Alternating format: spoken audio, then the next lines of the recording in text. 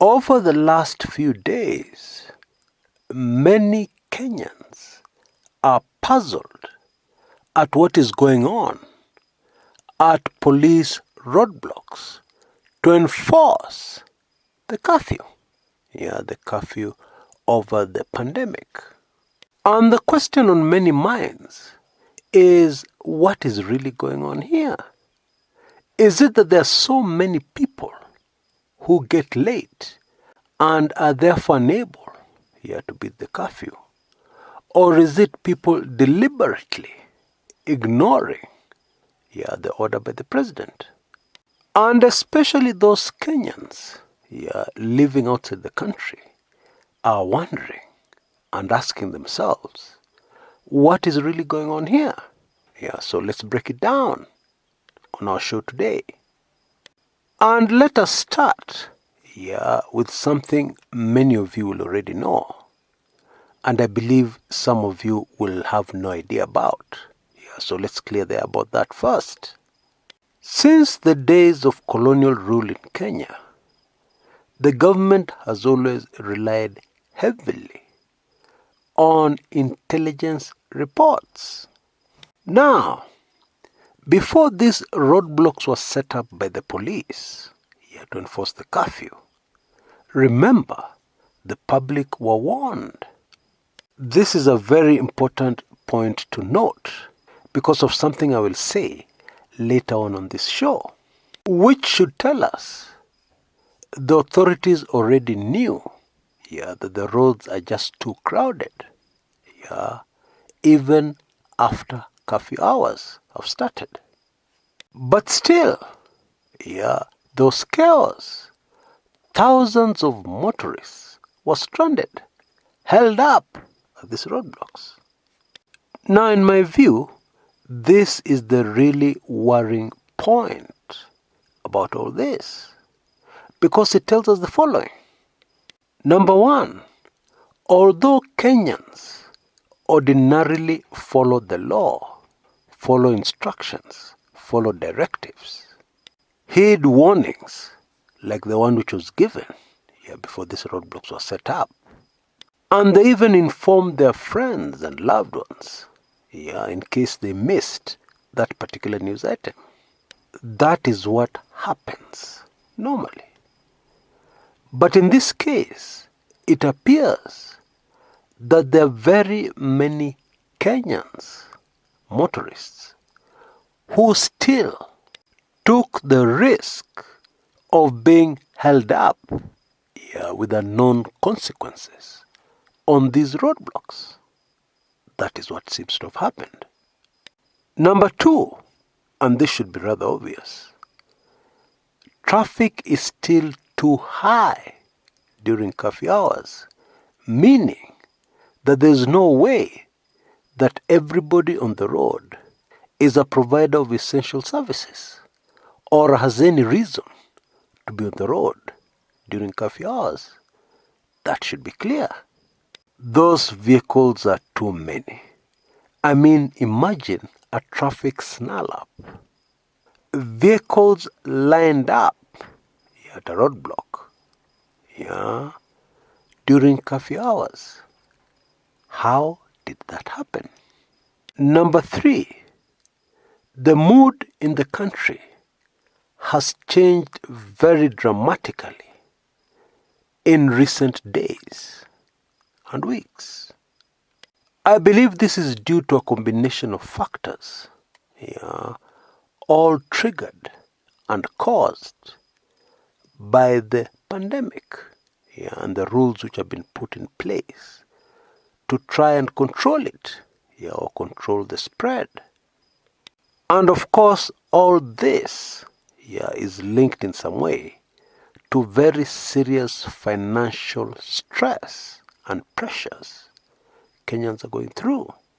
People have lost jobs, others have lost livelihoods, businesses have been shut down, etc., etc. Now, if you frequent social media, where Kenyans are the majority, chances are that you will believe what you're seeing on social media. Yeah, especially linked to the use of the word revolution. Now, here's the interesting part of all this.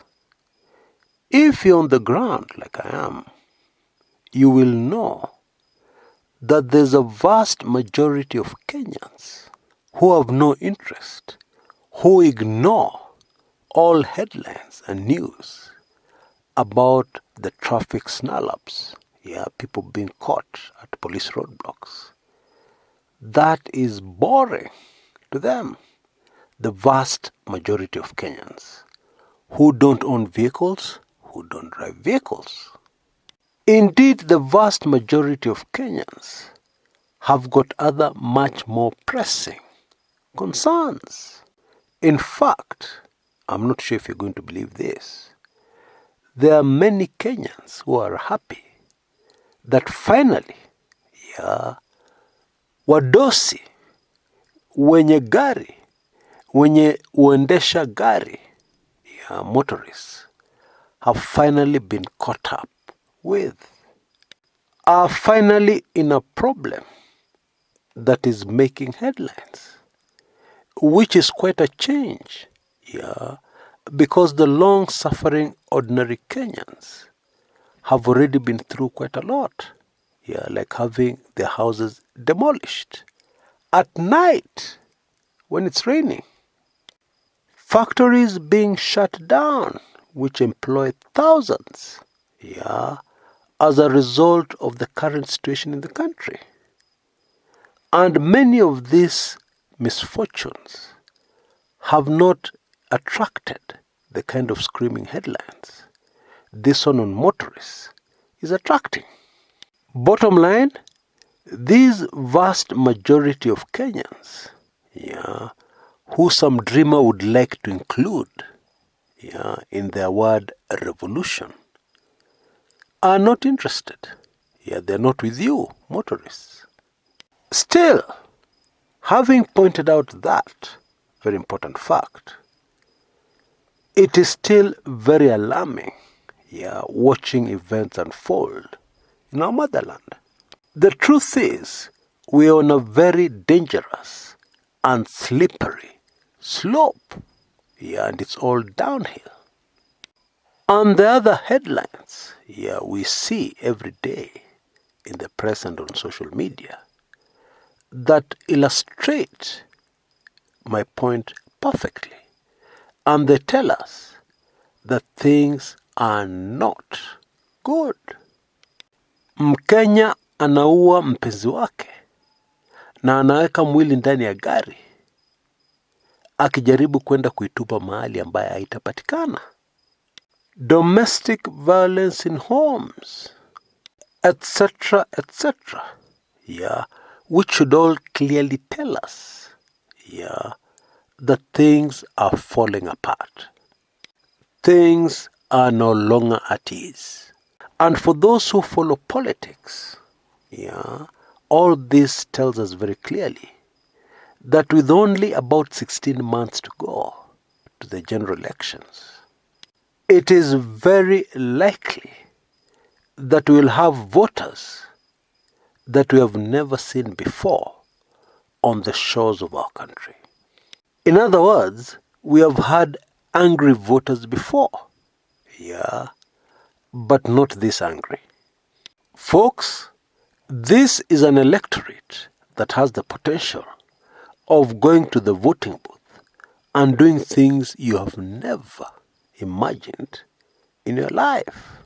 Voters in the kind of mood where rigging will be impossible.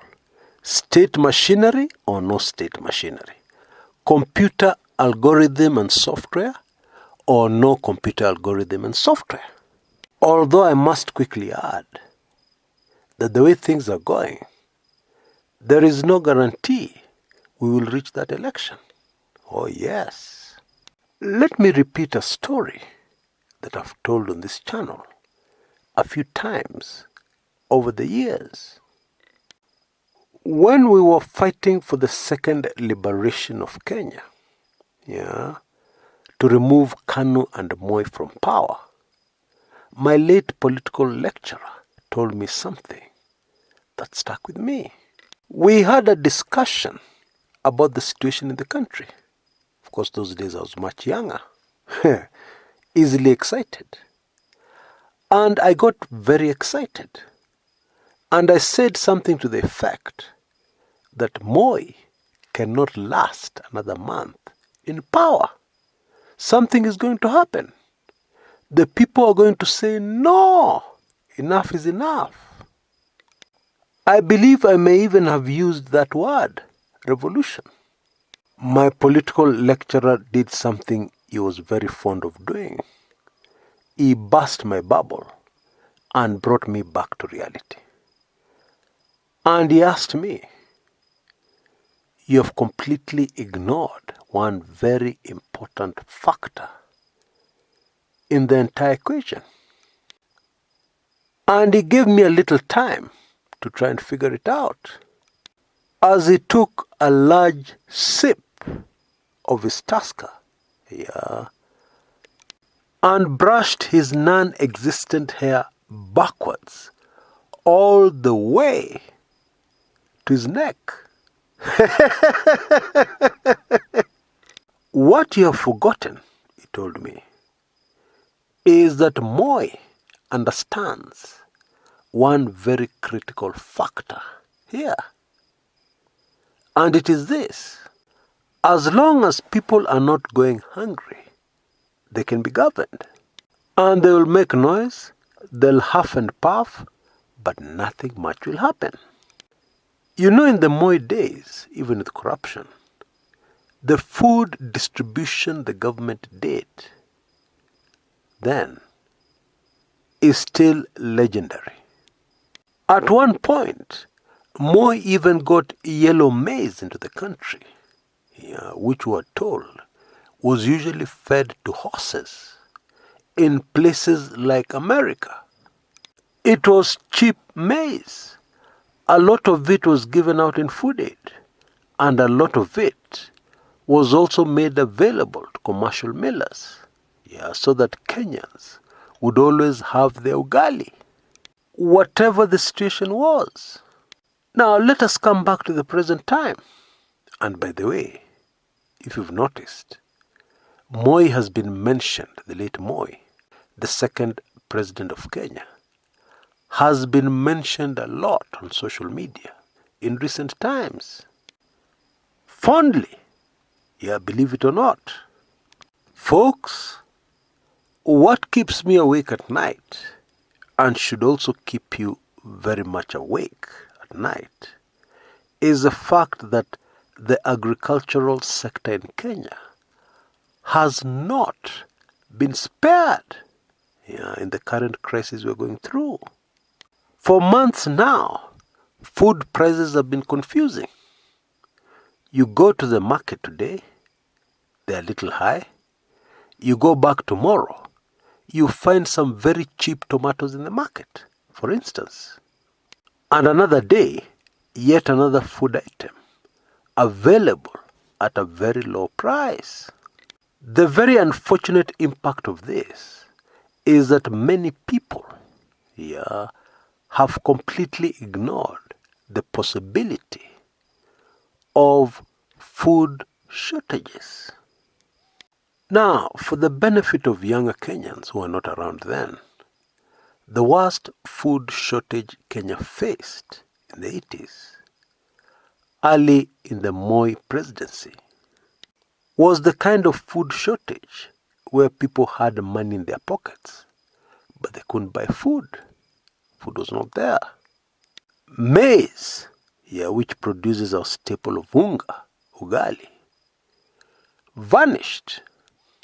Now, we already know, or rather we're being reminded every other day, that Kenyans are going hungry. And they're going hungry with no money in their pockets.